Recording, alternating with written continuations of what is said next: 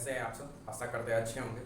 तो चलिए इसमें देखते हैं कि आप लोग, बहुत लोग चाहते हैं कि नीट की तैयारी करें। बिहार बोर्ड में रहते हैं, यूपीएससी बोर्ड की रहते हैं, और कितनी सीबीएसई बोर्ड, आईसीएसई बोर्ड से पढ़ते हैं और नीट की तैयारी करना चाहते हैं। बेशक वो 10th के बाद साइंस लेकर नीट की तैयारी करना चाहते हैं। तो नीट की प्रिपरेशन करने के लिए आपके कौन से बोर्ड सही है, यानी आप किस क्लास से करना तैयारी कर दे तो अच्छे हैं। तो देखिए, नीट की तैयारी करने के लिए बेशक हमें ज़रूरत होती है, जो आप कर सकते हैं वो 11th क्लास से करते हैं। 11th क्लास से नीट की तैयारी करते हैं। और क्या बोलते हैं, आप 11th क्लास से नीट की तैयारी करते हैं तो इसमें कठिनाइयाँ जो आपको दिक्कत आती है वो क्या आती है कि बिहार बोर्ड के जो बच्चे होते हैं, बिहार बोर्ड, यूपी बोर्ड यानी डमी बोर्ड जिसको बोलते हैं, उस बोर्ड के जो बच्चे होते हैं, मैं भी डमी बोर्ड का हूँ, और जो बच्चे होते हैं उनको बहुत सारी दिक्कत आती है। जैसे कि डायरेक्ट आप हिंदी से डायरेक्ट आप इंग्लिश में आ जाते हैं। हिंदी से डायरेक्ट जब आप इंग्लिश में आते हैं तो आपका पूरा सिलेबस चेंज हो जाता है। आप 10th और 9th में जो चीज़ पढ़े रहते हैं वही 11th और 12th में ज़्यादातर पढ़ाए जाते हैं, लेकिन वही चीज़ को इंग्लिश में कन्वर्ट कर दिया जाता है, इंग्लिश में पढ़ाया जाता है, जिसके कारण काफ़ी दिक्कत की सामना करना पड़ता है और बच्चों को ज़्यादातर समझ में नहीं आती। मेरे साथ भी यही हुआ है, मुझे 2 महीना तक कुछ नहीं समझ में आया, क्या पढ़ाया नहीं पढ़ाया, मुझसे कुछ समझ में ही नहीं आया। तो आपको 11th की तैयारी करना चाहते हैं, 11th 12th के साथ, यानी इंटर के साथ साथ नीट की तैयारी करते हैं। नीट एक कंपटीशन है, ठीक है। तो नीट की तैयारी करना चाहते हैं तो नीट की तैयारी करने के लिए 11th और 12th साथ दोनों कीजिएगा।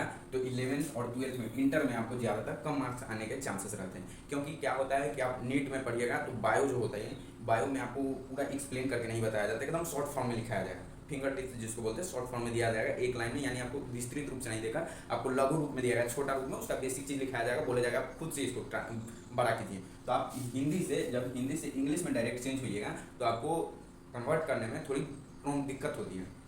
तो यही सजेस्ट है कि 11th और 12th दोनों साथ साथ नीट की तैयारी करते हैं। तो ये बात ठीक है, आप लोग कीजिए, कोई दिक्कत नहीं है। बट आप ये कहिएगा कि फर्स्ट अटैम्प्ट में ही निकाल दूँ, तो ये भी संभव नहीं है, क्योंकि फर्स्ट अटैम्प्ट आप तो 1 साल से तैयारी कर रहे हैं, बहुत से बहुत पढ़िएगा तो 12 घंटे पढ़ लीजिएगा या 16 घंटे, इससे अधिक तो आप पढ़ पाइएगा नहीं। तो जो बच्चे आप 5 साल से मेहनत कर रहे हैं, 6 साल से पढ़ रहे हैं नीट की तैयारी, वो कहाँ जाएंगे?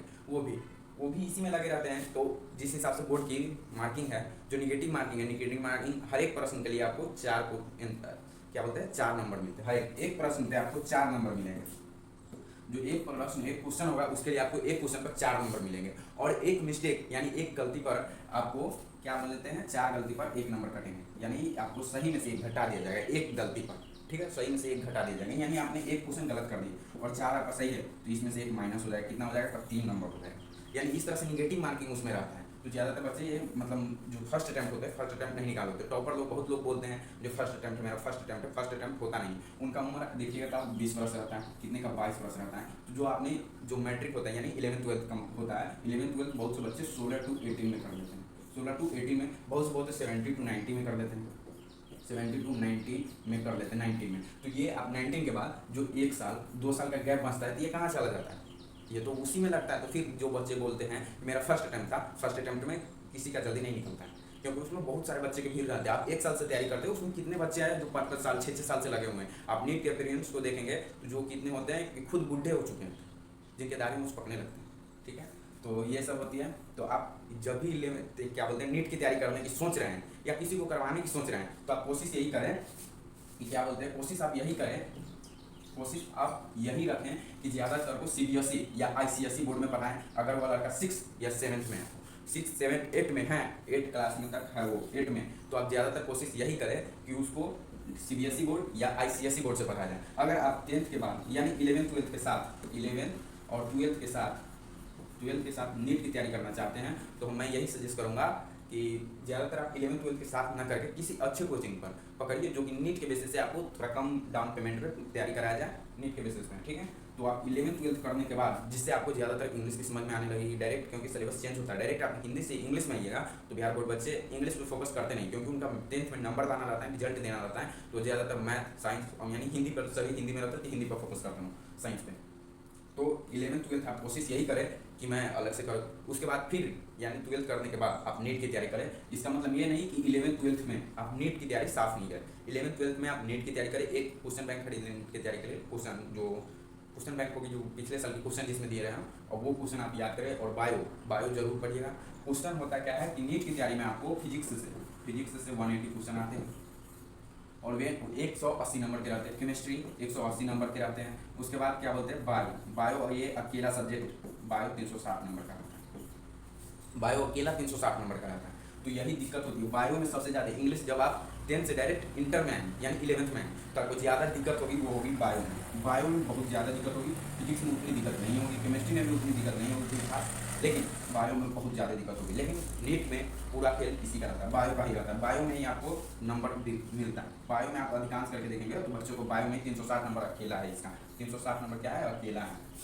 तो 360 नंबर का बायो रहता है। आप डायरेक्ट 10th से 11th में आएंगे तो आपको इंग्लिश में बहुत ज़्यादा प्रॉब्लम होती है। तो इसलिए अगर आप नीट की तैयारी करना चाहते हैं, प्रिपेयर करना चाहते हैं, तो आप ज़्यादातर कोशिश करें कि मैं 11th 12th करने, अगर बोर्ड में मार्क यानी इंटर में मार्क्स लाना चाहते हैं अच्छे 400 से ऊपर, 450 के ऊपर, तो आप कोशिश यही करें कि 11th 12th के साथ साथ नीट की तैयारी नहीं करें। क्योंकि नीट की प्रिपरेशन कीजिएगा तो आपको बायो को शॉर्ट फॉर्म में बताया जाएगा, शॉर्ट फॉर्म, ठीक है, एक्सप्लेन पूरा नहीं किया जाएगा। आप जिस तरह से 10th में डिफिनीशन के साथ पढ़ रहे हैं, टीचर डिफिनीशन लिखा दिए, 9th में भी डिफिनीशन लिखा दी, तो यहाँ पे बट 11th 12th में ऐसा नहीं। 11th 12th में आपको शॉर्ट फॉर्म दिया जाएगा, छोटा सा फॉर्म दिया जाएगा, उसको बड़ा करके आपको एग्जाम में लिखना होगा, आपको खुद से लिखना होगा। और जब भी बहुत हमको भी दिक्कत आती है अभी फिलहाल, तो क्या होगी, दिक्कत यही होगी कि आपको इंग्लिश में लिखने में बहुत ज़्यादा देखेंगे। इंग्लिश में आप बड़ा नहीं कर पाइएगा, आंसर जो होगा आपको जो आंसर बताया जाएगा शॉर्ट फॉर्म में उसको आप बड़ा नहीं कर पाइएगा। हिंदी में आप कर लीजिएगा, कोई दिक्कत नहीं होगी, लेकिन इंग्लिश में आप नहीं कर पाइएगा।